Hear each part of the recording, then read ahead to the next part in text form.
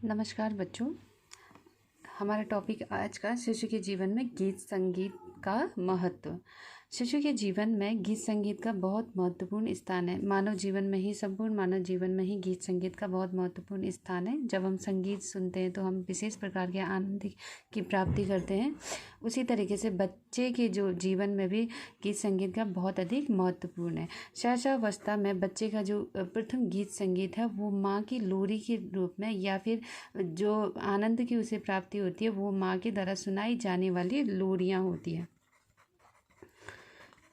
यानी कि बच्चे को बहलाने के लिए या फिर बच्चे को शांत कराने के लिए, सुलाने के लिए माँ के द्वारा जो लयबद्ध कर गाया जाता है। ये नहीं कि दूसरों की लिखी हुई गीतों को हम सुनाएं। लयबद्ध होकर माँ के द्वारा अपने बच्चे को जो भी सुनाया जाता है उसे लोरी कहा जाता है। लोरी का प्राथमिक जीवन में या फिर छोटे बच्चे के जीवन में बहुत अधिक महत्वपूर्ण स्थान होता है।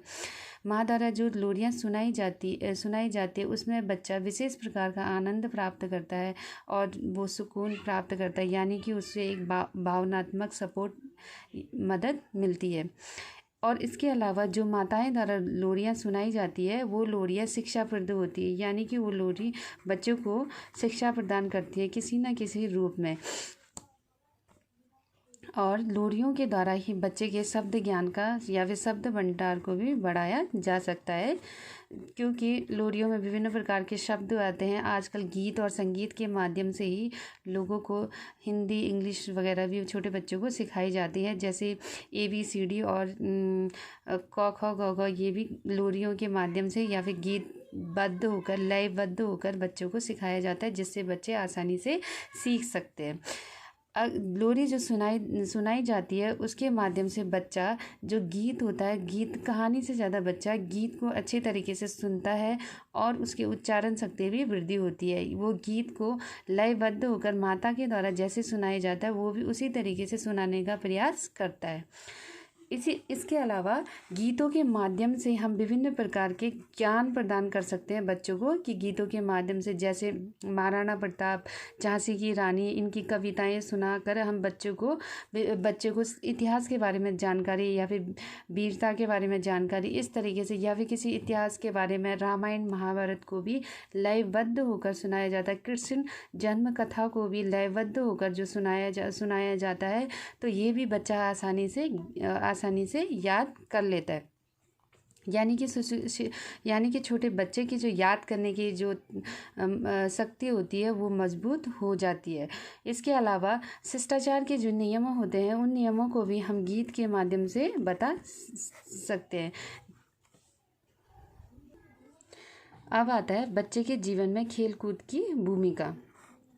खेलकूद बच्चे के जीवन में बहुत अधिक महत्वपूर्ण है।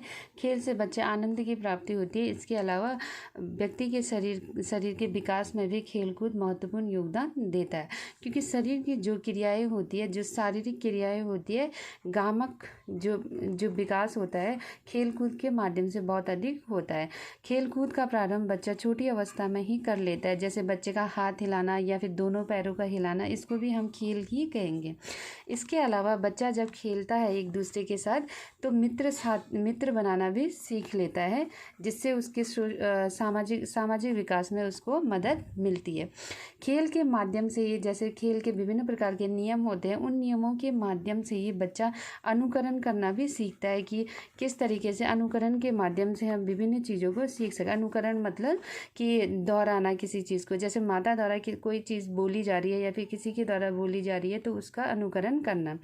खेल में भी पहले नियम बताए जाते हैं, फिर उसका अनुकरण किया जाता है। तो खेल के माध्यम से उसकी अनुकरण करने की शक्ति बढ़ जाती है। खेल के माध्यम से उसका सर्वांगीण विकास भी संभव हो पाता है, क्योंकि सर्वांगीण विकास व्यक्ति की वृद्धि और विकास हर क्षेत्र में हो उसे सर्वांगीण विकास कहते हैं, जैसे शारीरिक, मानसिक और संवेगात्मक। खेल के माध्यम से इन सभी पक्षों का विकास होता है, इसलिए खेल सर्वांगीण विकास में महत्वपूर्ण योगदान देता है। इसके अलावा खेल स्वास्थ्य के लिए बहुत अधिक महत्वपूर्ण है, क्योंकि हमारा स्वास्थ्य ही हमारा आधार है। स्वास्थ्य के दम पर ही हम पूरा जीवन अपना व्यतीत करते हैं और लंबी आयु को प्राप्त करते हैं। खेल जैसे योगा करना या फिर दौड़ लगाना, विभिन्न प्रकार के हम इस तरीके के खेलों को भी खेल सकते हैं। अगर हम रोज़ खेलते हैं जिसमें हमारी संपूर्ण शारीरिक जो अंग है वो क्रिया करती है, तो हमें किसी भी प्रकार के योगा या फिर दौड़ लगाने की आवश्यकता नहीं है, क्योंकि खेल ही ऐसा माध्यम है जिसमें सारी योगा और सारे प्रकार की शारीरिक एक्टिविटी होती है। तो खेल के माध्यम से हमारा पर्याप्त विकास होता है, तो शरीर का भी सर्वांगीण विकास होता है। खेल के माध्यम से हम व्यक्ति पर्यावरण के अनुकूल भी बनता है, क्योंकि खेलता व्यक्ति हमेशा खेल के लिए किसी साथी की आवश्यकता होती है, तो उसके लिए उसे पर्यावरण के अनुकूल बनना पड़ता है, यानी कि अपने दूसरे साथी के अनुकूल उसको खेलना पड़ता है। इससे वो पर्यावरण में सामंजस्य बनाने की शक्ति वृद्धि करता है। खेल के माध्यम से मानसिक विकास और बौद्धिक विकास भी संभव होता है, यानी कि खेल के माध्यम से हमारा मानसिक विकास और बौद्धिक विकास होता है, जिससे हम ज्ञान की बढ़ोतरी होती है और बुद्धि लब्धि भी बढ़ती है। इस प्रकार खेल के माध्यम से हम विभिन्न प्रकार की चीज़ों में संतुलन प्राप्त करते हैं और अपने आप में नियंत्रण रख सकते हैं। अब बात आती है शिशु के जीवन में रेडियो की भूमिका। रेडियो आजकल बहुत कम लोग ही सुनते हैं बच्चों। रेडियो से मतलब हम विभिन्न प्रकार के जो यंत्र होते हैं, टीवी वगैरह या फिर लैपी, इन चीज़ों को भी ले सकते हैं, लेकिन हम सिर्फ यहाँ पे रेडियो के बारे में पढ़ेंगे। रेडियो का महत्व ये है कि रेडियो के माध्यम से बच्चे के विकास कैसे होगा, उसके शब्दों का भंडार बढ़ेगा। जैसे कोई बच्चा रेडियो सुनता है तो उसकी श्रवण शक्ति वो बहुत ध्यान देकर उसको सुनता है, यानी कि रेडियो में जो है चित्र नहीं दिखाई देता, हमको सिर्फ आवाज़ सुनाई देती है। इस आवाज़ को सुनकर चीज़ों को समझने के लिए बच्चे को ज़्यादा प्रयास करना पड़ता है, तो इस प्रयास के कारण ही बच्चा सीखने के लिए उसे ध्यान से सुनता है और जिससे उसकी सुनने की शक्ति बढ़ती है और उसके समझने की शक्ति भी बढ़ती है। अब बात करते हैं हम टीवी की भूमिका शिशु के जीवन में। रेडियो के बारे में हम पढ़ चुके हैं, तो टीवी एक ऐसा साधन है जिसे हम सुन भी सकते हैं और एक देख भी सकते हैं, यानी कि देखना और सुनना, दृश्य श्रव्य मतलब देखना और सुनना। रेडियो को हम सिर्फ सुन सकते थे और लेकिन टीवी को दोनों ही दृश्य भी है वो और श्रव्य भी साधन है, यानी कि हम उसे देख भी सकते हैं और सुन भी सकते हैं। इन कार्यक्रमों को देखने से हमें देखने और सुनने से बहुपक्षी ज्ञान प्राप्त होता है और उच्चारण तथा शुद्धता में भी हमें सहायता मिलती है। इसके अलावा टीवी में हम जैसे विभिन्न प्रकार के कार्यक्रम देखते हैं, उससे हमारा सर्वांगीण विकास होता है और वेशभूषा संबंधी विभिन्न प्रकार के चलन के बारे में भी हमें पता चलता है।